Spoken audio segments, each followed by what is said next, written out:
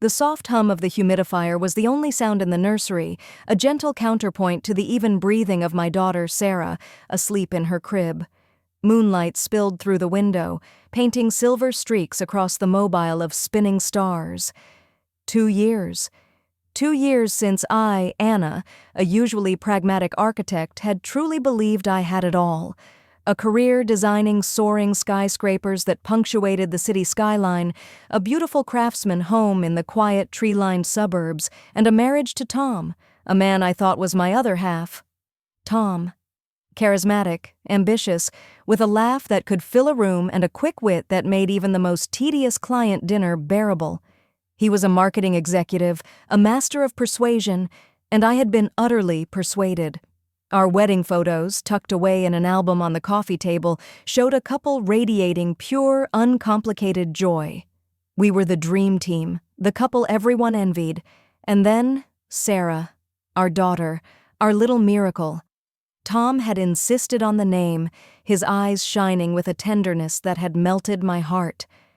"Sarah," he'd said, holding our newborn bundle, "it's perfect, classic, beautiful, just like her." I'd smiled, tears blurring my vision, envisioning a lifetime of happiness, a family picture painted in hues of pastel and endless possibility. Tonight, however, the picture felt smudged, distorted.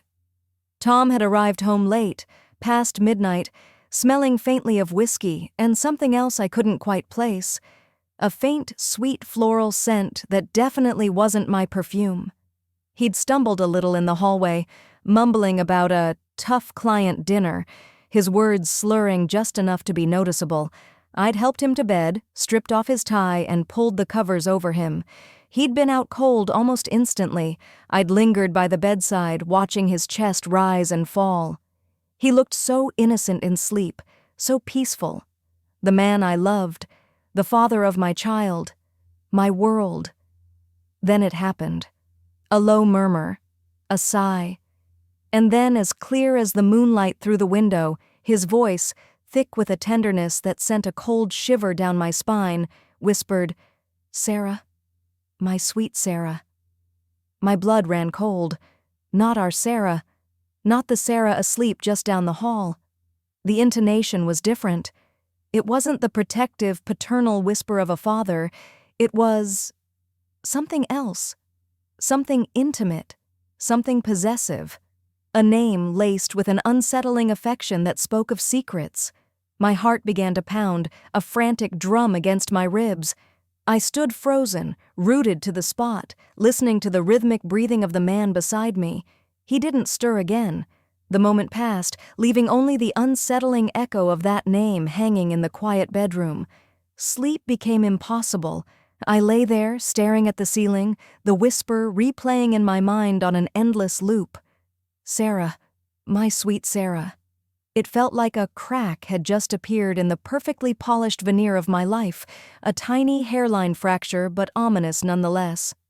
By 6 a.m., when Tom's alarm finally blared, I was already dressed, the coffee brewing, my mind a churning vortex of dread and suspicion. He woke, groggy, stretching. "Morning, babe," he mumbled, planting a quick, sleepy kiss on my forehead. His breath still carried the faint trace of alcohol. "Rough night?" I asked, my voice betraying nothing of the turmoil within me.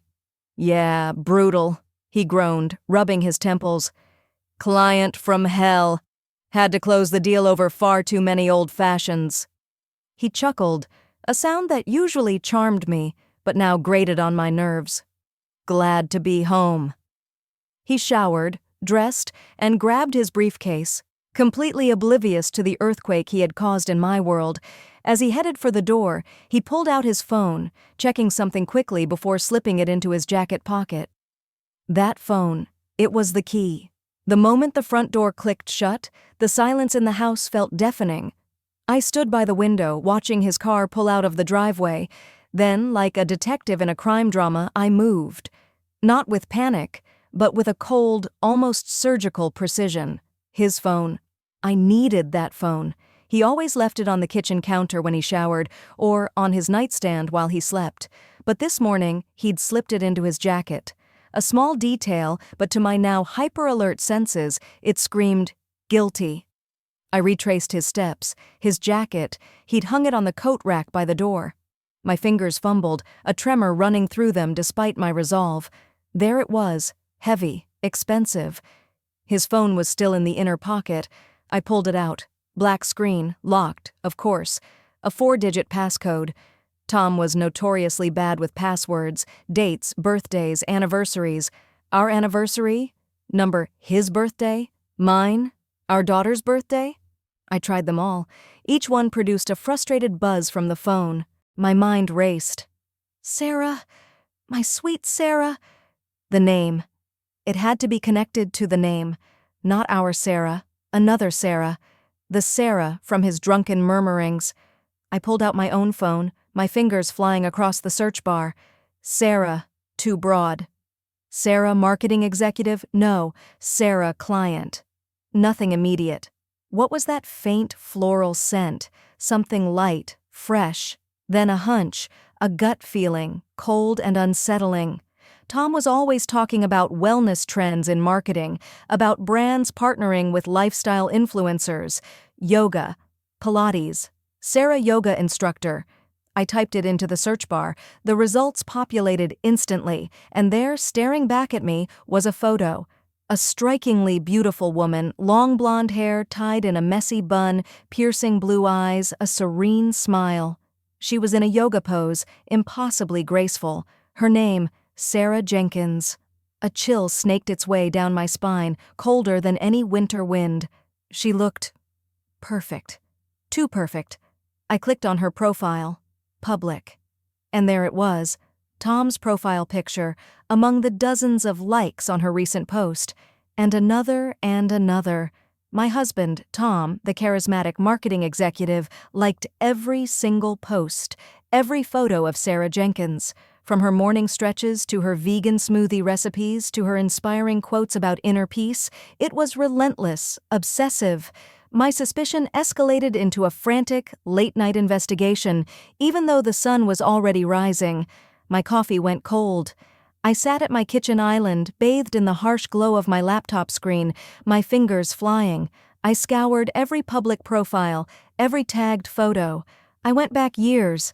Tom's likes were a constant digital breadcrumb trail. He wasn't just a casual follower, he was her most devoted admirer, clicking that little heart on every single update. A sick, twisting feeling bloomed in my stomach. This wasn't just a crush. This wasn't just a fleeting flirtation. This was something deeper, something insidious. Then I saw it. A birthday post on Sarah Jenkins's wall, a photo of her blowing out candles on a cake surrounded by friends. The caption, "So grateful for another year. Thanks for all the birthday love, especially my amazing yoga family." The date was prominently displayed, October 27th. October 27th. My mind, numb with dread, made the connection. My breath hitched. I picked up Tom's phone, still locked, still mocking me. I typed in 1027. The phone clicked open. My world tilted on its axis. The screen lit up, revealing his messaging app. My finger, trembling now, tapped on it. And there, at the very top of his recent conversations, was a chat thread with a contact simply labeled SJ, Sarah Jenkins. The text scrolled before my eyes, a horrifying confession in black and white. Pet names, inside jokes, plans for client dinners that were clearly clandestine rendezvous, photos, flirtatious, intimate, undeniably damning. My gaze fell upon a particular thread, dated just a few days after our daughter was born. Tom. She's here, SJ, perfect little thing. Just like you. SJ. Oh, Tom, that's wonderful. So happy for you guys. What did you name her? Tom. Sarah. I named her Sarah. Thought of you. The words blurred. I reread them, again and again. Our daughter, our beautiful, innocent baby girl, named not out of love for me, not as a symbol of our shared joy, but as a twisted, sickening tribute to his mistress, a cruel, hidden monument to his deception, right there in our home, in the very name of our child. The floor beneath me seemed to tilt. the perfectly curated facade of my life shattered into a million sharp, glittering pieces. The betrayal was not just deep, it was fundamental. It permeated every aspect of my existence, tainting the purest love I knew. The whisper in the dark had become a scream, a horrifying revelation.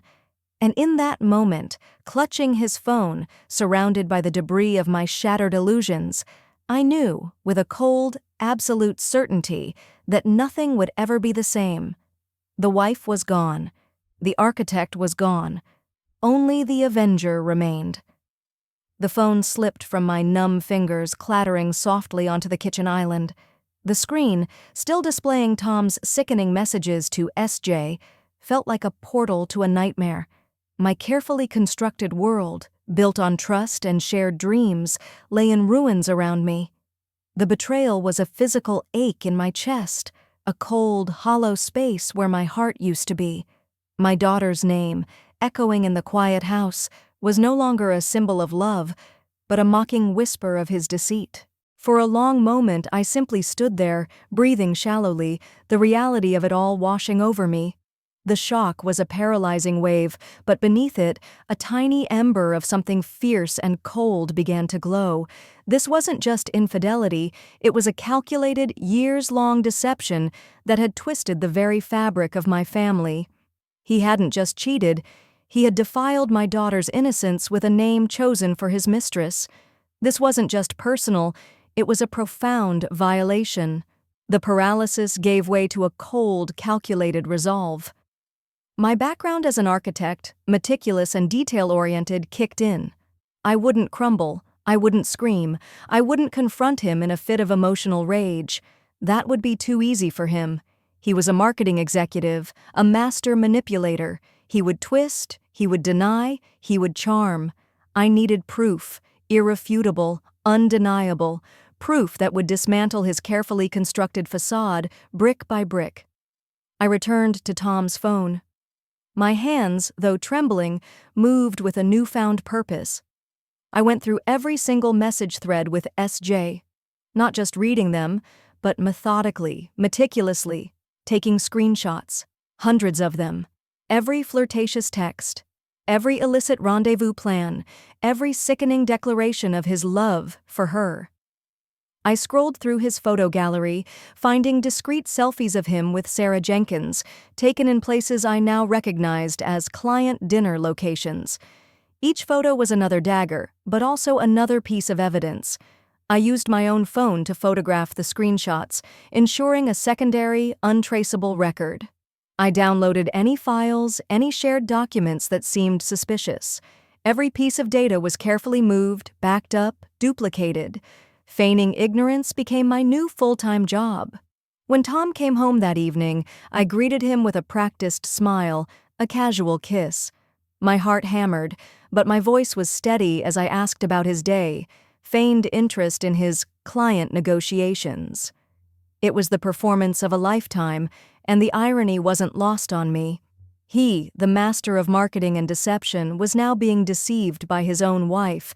He ate dinner, played with Sarah, talked about his upcoming business trip to Miami. Another convenient cover for his affairs, I was sure. I watched him, every interaction now tainted, every word a lie. The man I loved was a stranger, a chameleon who had flawlessly blended into my life while living a parallel one. The next morning, as Tom packed for his business trip, I made a discreet phone call. I knew a few people in the legal world, architects often did. I asked for a recommendation, a seasoned private investigator, someone discreet, effective, and ruthless. I was given the name Frank Miller, a retired NYPD detective who had transitioned into private investigations. His reputation was formidable, quiet, relentless, and possessing an uncanny ability to find what people desperately tried to hide. I met Frank in a nondescript coffee shop, far from my usual haunts. He was a man in his late 50s with weary eyes that seemed to have seen everything, but a sharp, analytical gaze. I laid out my case, omitting the emotional turmoil, focusing only on the cold, hard facts, the suspicious murmur, the phone unlocked with a birth date, the social media trail, the texts, the name of my daughter. I showed him the screenshots, dozens of them. Frank listened, his expression impassive, occasionally nodding. When I finished, he didn't offer sympathy. He offered a plan. "Mrs. Davies," he said, his voice gravelly, "this is a classic case. He's careful, but not careful enough. The digital trail is strong, but in court, particularly for custody and financial settlements, you need something more. You need undeniable, real-world proof. Photographic evidence, location tracking, third-party corroboration." "I want everything, Frank," I stated, my voice firm. "Every clandestine lunch, every intimate coffee, every hushed conversation. I want proof of their physical meetings. I want their locations. I want a timeline. I want enough evidence to bury him." Frank nodded, a grim smile touching his lips. "Consider it done. I'll need some background on him, his usual haunts, his travel schedule, and a photograph of the other party." I provided everything he asked for. Days turned into a grueling charade. I maintained my composure at home, played the doting wife, the loving mother. I laughed at Tom's jokes, listened to his complaints about work, even packed his bags for his Miami trip. Each interaction felt like a knife twisting in an open wound, but I held it together. I was an architect. I understood precision and construction. Now I was constructing his downfall. The reports from Frank started trickling in. Discrete photos arrived via encrypted email, timestamped and geotagged.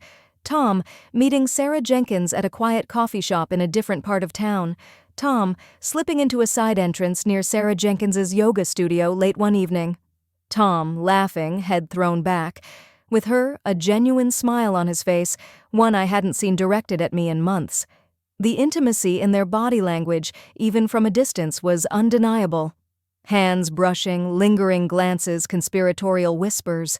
The photos were agonizing to look at, each one tearing another shred from my heart, but they were also a grim confirmation. Irrefutable. Frank's reports detailed their patterns, midweek lunches, early morning yoga sessions that stretched into hours, late-night work emergencies that coincided with Sarah Jenkins's schedule. He tracked their burner phones, the subtle ways they tried to cover their tracks. Tom, the charismatic marketing executive, was a master of deception, but Frank Miller was a master of uncovering it. One evening, Frank sent me a video clip. It was grainy, taken from a distance, but the audio was surprisingly clear. Tom and Sarah Jenkins walking arm in arm through a park, their heads close together. I heard Tom's voice, distinct, tender. "I miss you, Sarah, every day. It's so hard to pretend." And Sarah Jenkins's voice, soft, soothing. "I know, my love, but soon, we'll be together." My fingers tightened on my phone, the screen flickering. My love. They were planning a future built on the ruins of my life, and the knowledge that our daughter, my innocent baby girl, shared a name with this woman, a name Tom had bestowed with such tender deceit, was a constant, searing pain. It felt like a violation of Sarah's very essence. The burning sense of injustice solidified into a cold, unwavering fury. My heart, though still aching, hardened. There was no going back. There would be no forgiveness, only consequences.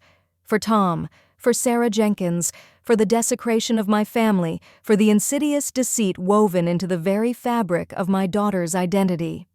I began making my next set of preparations, not just for a divorce, but for a complete dismantling. I consulted a top family lawyer, one known for her aggressive tactics and her unwavering dedication to her clients. I presented her with the mountain of evidence, the phone screenshots, the private investigator's meticulous reports, the photos, the videos, the financial trails Frank had begun to uncover showing unusual expenditures from Tom's personal accounts. She reviewed it all, her expression grim but impressed. "Mrs. Davies," she said, her voice sharp and direct, "this is more than enough. You have him dead to rights. Not just for infidelity, but for marital fraud, emotional distress, and potentially gross misconduct in his professional role. We can ensure you get full custody, a very favorable financial settlement, and we can make sure his professional life suffers significantly." I nodded. I want full custody. I want him to pay for what he's done, and I want to ensure his reputation is in tatters.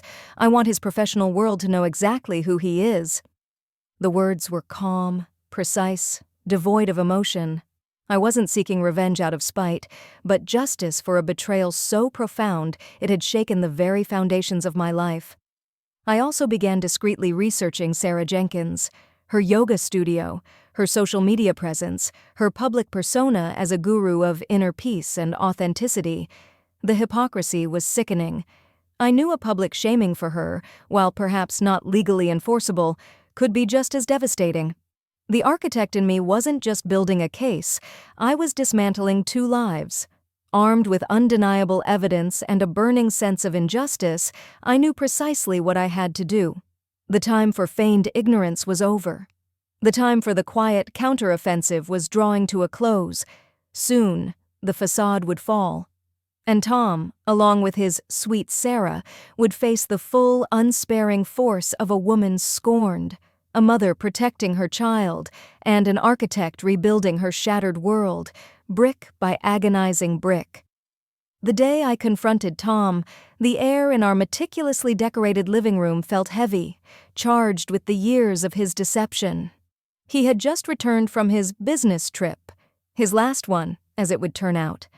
I had spent the morning meticulously arranging the evidence on the coffee table, printouts of the most damning texts, the private investigator's photos time-stamped and geotagged, even a small, innocuous-looking USB drive containing the video clip of him and Sarah Jenkins in the park. My hands were steady. My heart, though still a bruised thing, beat with a cold, unwavering rhythm. He walked in, briefcase in hand, a weary but familiar smile on his face. "Hey, babe, miss me?" He leaned in for a kiss, and I subtly turned my cheek, offering only my temple. His brow furrowed, a flicker of confusion. "Everything okay?" "We need to talk, Tom," I said, my voice calm, flat. I gestured to the coffee table. "Have a seat." His gaze fell upon the scattered papers, the photos. His eyes widened, a dawning horror spreading across his face. He recognized the screenshots from his own phone. He recognized Sarah Jenkins. The smile vanished, replaced by a mask of disbelief and dawning fear. "Anna, what is this?" he stammered, his voice suddenly weak. "This," I replied, picking up a printout of the text where he named our daughter after his mistress, "is the truth, all of it." He snatched the paper, his eyes frantically scanning the words. "No, this is a misunderstanding, a mistake. Someone's trying to frame me." His denials, as I had predicted, came swiftly, desperately. His marketing charm, usually so potent, now seemed pathetic, transparent. I crossed my arms, my gaze unwavering. "Don't insult my intelligence, Tom. I didn't get these from a frame-up. I got them from your phone, the one locked with her birthday, the phone where you talk about missing her and pretending, the phone where you named our daughter after your secret girlfriend." The last words hit him like a physical blow. He crumpled onto the sofa, the papers falling from his trembling hands. His face, usually so composed, contorted with a mixture of shock and sheer terror. The master manipulator was finally, utterly exposed. "Anna, please," he choked out, his voice cracking. "It's not what you think. It was a mistake, a momentary lapse. I was drunk. I was confused." "A momentary lapse that lasted 2 years?" I interrupted, my voice sharp. "A mistake that involved naming our innocent child after your mistress? A confusion that led to hundreds of texts, clandestine meetings, and plans for a future you were building with her while you lived a lie with me?" I leaned in, my voice dropping to a dangerous whisper. "Don't you dare try to lie your way out of this, Tom. Not anymore. I have everything, every text, every photo, every secret rendezvous, thanks to a very thorough private investigator." I slid the USB drive across the table. "I even have video evidence. Do you want to see it?" He flinched, his eyes fixed on the USB. The fight drained from him, replaced by a desperate, pathetic plea. "Anna, please. I'm so sorry. I made a terrible mistake. It won't happen again. I love you. I love Sarah. Please don't do this. Think about our daughter." "You thought about our daughter," I countered, my voice cold. "When you chose her name, you thought about her." I gestured towards the texts. "You defiled the most sacred thing we created together with your sick fantasy. There is no coming back from that, Tom." His desperate pleas continued, morphing into sobs, then begging. He tried to grab my hand, but I pulled it away. He tried to explain, to rationalize, to promise a future that no longer existed. I met each pathetic argument with unyielding resolve. My composure was my shield, my resolve my weapon. "It's over, Tom," I stated, my voice firm and final. "I'm filing for divorce." The legal proceedings were swift, brutal, and comprehensive. I had chosen my lawyer well. She was a pit bull in the courtroom, armed with the irrefutable evidence I had meticulously collected. Tom's high-powered defense lawyers, initially dismissive, quickly found themselves drowning in a sea of undeniable proof. The screenshots, the PI reports, the detailed financial records of Tom's suspicious expenditures, it all painted a picture of a calculated, prolonged deception. The turning point came when the judge, a no-nonsense woman with a reputation for upholding family values, saw the text messages about our daughter's name. The revelation that Tom had named his child after his mistress, a detail I had deliberately held back for maximum impact, seemed to genuinely sicken her. It was a breach of trust so profound, so deeply twisted, that it transcended mere infidelity. It spoke to a psychological manipulation, a level of callousness that stunned even the jaded legal minds in the courtroom. The custody battle, which Tom initially tried to wage, crumbled immediately. Given the emotional distress and clear evidence of his deceptive character, the judge swiftly granted me full custody of our daughter. There was no shared custody, no joint decision-making. He would have supervised visits only, at my discretion, and only when a professional supervisor was present. His parental rights, though not entirely severed, were severely curtailed, a just punishment for his profound betrayal. The financial settlement was equally decisive. My lawyer, citing emotional distress, marital fraud, and the immense professional disruption his actions had caused me, secured a significant financial settlement. It stripped him of a substantial portion of his assets, including our family home, which was placed solely in my name, and a generous alimony agreement that reflected not just my needs, but the severe consequences of his deception. Tom, once the high-flying executive, was left with a fraction of his former wealth, his once comfortable life suddenly precarious. The legal victory, while satisfying, was only half the battle. The other half was reclaiming my dignity and ensuring that his professional world, the realm where he had built his deceptive charm, knew the true measure of the man. As an architect with a significant professional network, I moved discreetly. I didn't spread rumors. I merely shared facts. I had connections within the same competitive circles as Tom. I would strategically mention, in hushed tones to certain trusted colleagues, that Tom was going through a very messy, very public divorce, and that certain revelations about his character have come to light. I let the rumors, fueled by the official court documents that were now public record, though not widely publicized, do their work. His infidelity and unethical behavior swiftly became an open secret within his industry. In the cutthroat world of marketing, where reputation and trust are paramount, such a scandal was poison. Clients, already wary of controversy, began pulling out of deals with his prestigious firm. One major client, a family-focused brand, specifically cited concerns about character and moral integrity after an anonymous tip led them to the court filings. The pressure on his firm became immense. No company, no matter how prestigious, could afford to be associated with such a liability. I learned of the internal meetings, the frantic damage control attempts. It all culminated in a single, devastating email I received one afternoon, a link to a press release from Tom's firm, announcing his public dismissal.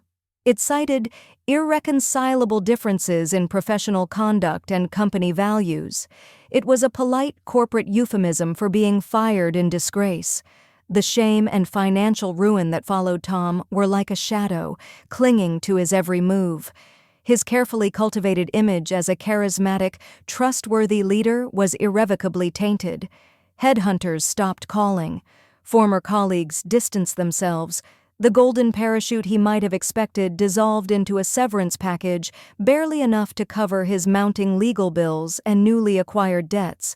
Securing a comparable position elsewhere, in an industry that thrived on interconnected networks and whispered reputations, became nearly impossible for him.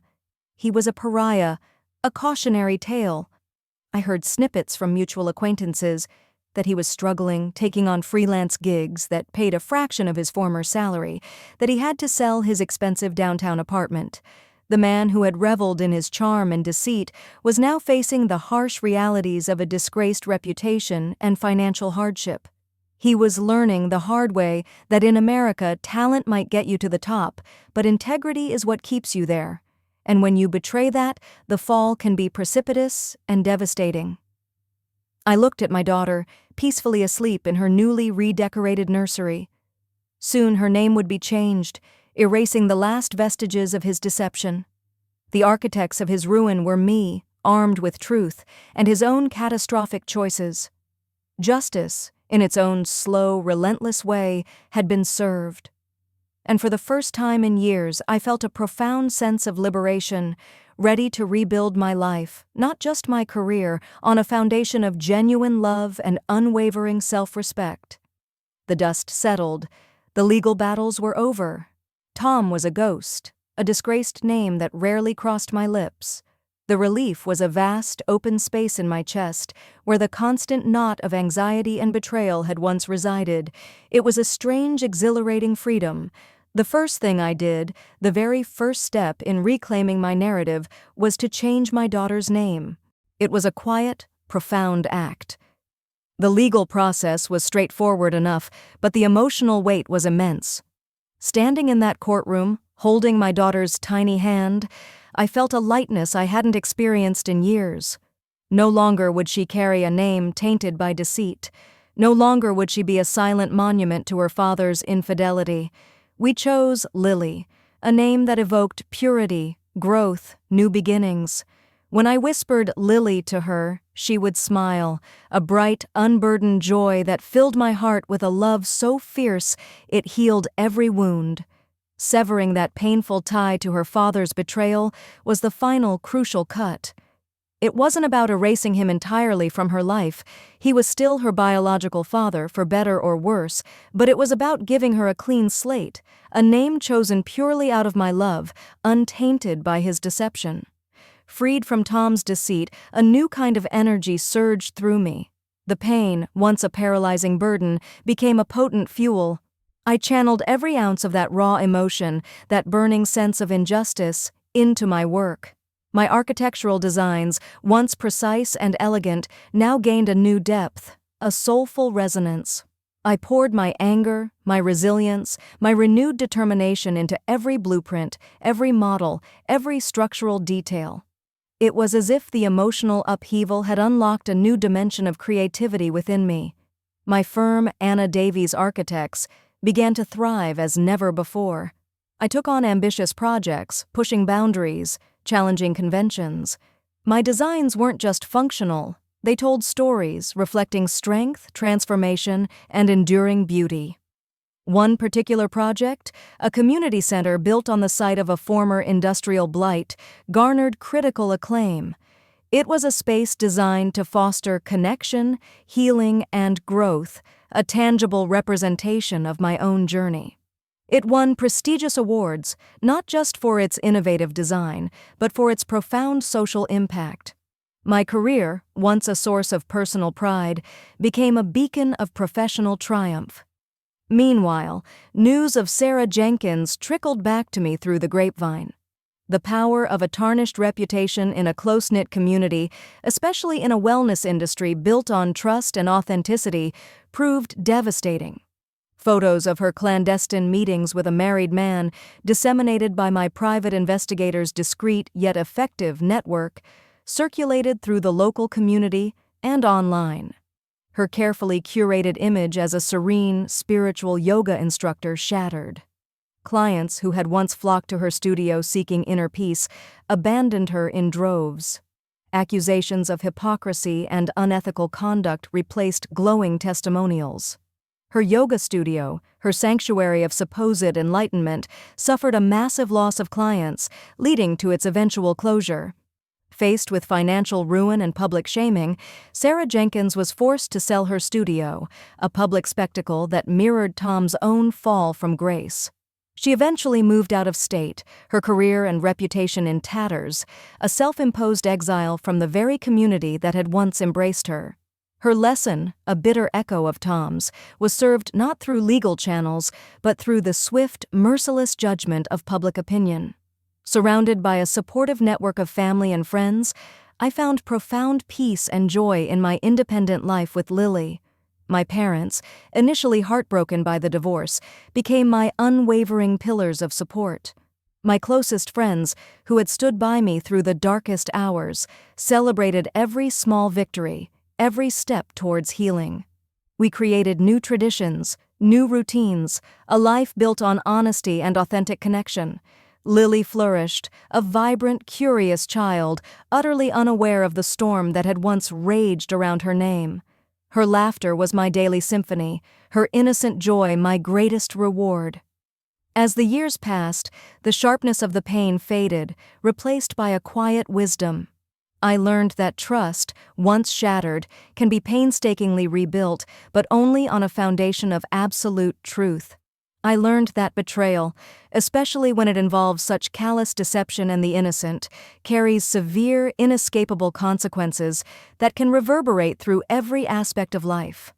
Tom and Sarah Jenkins had paid a high price for their choices, their lives irrevocably altered by their own actions.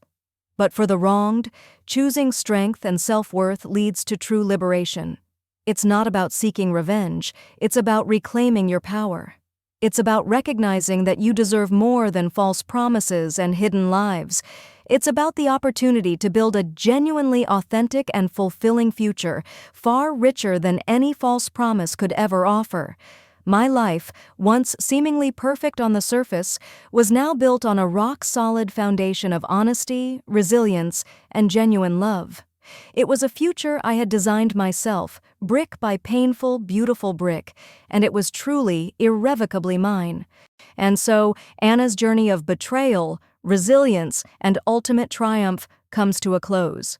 We truly hope her story of strength and rebuilding resonates with you. If you connected with Anna's fight for justice and her path to a new, authentic life, please take a moment to like this story, subscribe for more inspiring narratives, and comment below with your thoughts and reflections. Your feedback is incredibly valuable to us, and we appreciate every single insight you share. Thank you for joining us on this emotional journey, and we look forward to hearing from you.